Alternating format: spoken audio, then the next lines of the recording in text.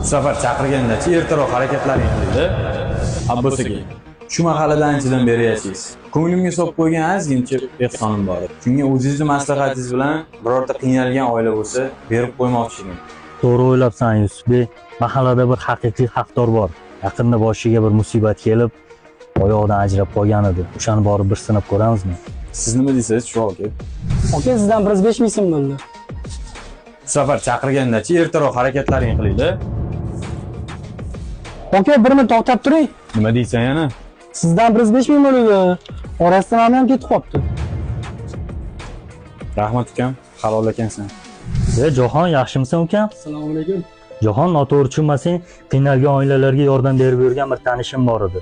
Shuni kam bo'lsa ham kam ko'stingga ishlatib turasan ukam. Tushunmadim aka. Mana qadar ko'rasizsiz? Oling mana pulingizni. Aslida senga atalgan ehson bu emasdi. Abbos aka, buni sinovdan o'tolmadik. Ketdik.